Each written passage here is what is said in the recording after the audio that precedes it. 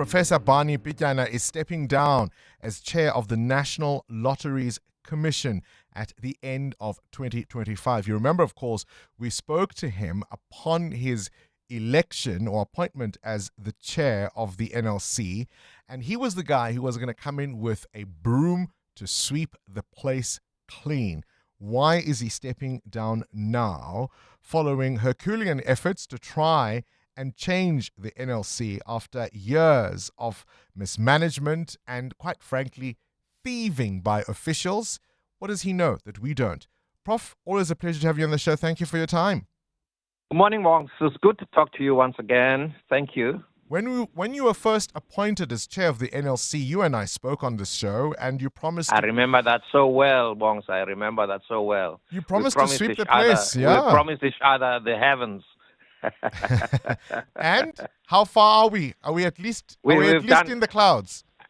3 years on, I'm sad to report that I'm departing from the commission come 31st of December this year. That's a decision that was not easy on my part to make, but it came out of realization that wherever it is, there's never a good time to leave an important assignment like this.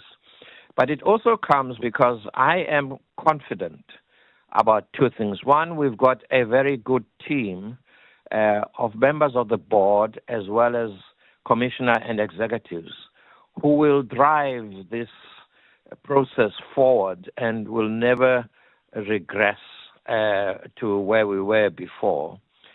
And I've reached a stage where I now feel that I need time to finish my other unfinished business because the National Lotteries Commission has been such an all-consuming labor of love that I really, in the last 3 years, have spent all my time on NLC business completely. And it's been the RFP and the appointment of the fourth license holder and everything that went with it that took a lot of one's time. But not only that, but to try to restructure the organization to find something about itself and in itself that is bigger than itself, that really would drive a real contribution to this community as was intended by the Act at the time, which something, by the way, had been lost completely in recent years. And we're trying to recover that. To do that, we set up a whole governance system in place. We restructured the way the grant making was taking place. We removed what had been done before in terms of proactive funding, where all the malfeasance was actually taking place. Right. We made sure that there are inspectors who actually see that any grant that is made to a living, functioning, operational organization everywhere. Right, you go and see for yourselves, yeah? You can actually see for ourselves physically. And so we've got a whole group of amazing young people who are recent graduates who are really committed to really going all over the country and liaising with the grant applicants to assist them in every way possible. All right. Now there are two things that I want to say. One is that I'm glad to say that this year, for the first time, we're getting a clean audit. And that's the work that has gone into the compliance structure of the organization completely. And we're very, very happy about that. The second thing we're doing this year, we are having a proper organizational vision for the next 5 years or more. So this strategic plan that we have is going to be presented to an Indaba in November. For all our other people we're working with. I appreciate the confidence you have in terms of the changes that have been made. apart, of course, from the apportioning of the revenue from the National Lottery to the good causes, as you've just indicated, part of your role is to regulate the National Lottery and also give advice to the Minister of Trade, Industry and Competition when it relates to policy matters. How much of a hand, if any, did you have in the appointment of the operator, or at least the choosing of the operator? Once we did, we worked on that fourth license operator with my colleagues in the board and the commissioner.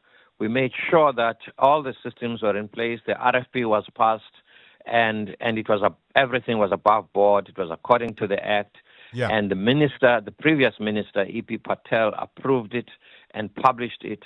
And we started the process right from the beginning. We received 8 interested parties, bidders, Prof, for the first time. I'm going to, in the interest of time, rush you along here. I suppose, in the context of everything you've said in terms of really sweeping the NLC clean, there have been questions around this particular license holder, operator that has been chosen, particularly in terms of, shall we say, political exposure. Exposed, yeah. What is your answer to that in terms of links to powerful and connected politicians?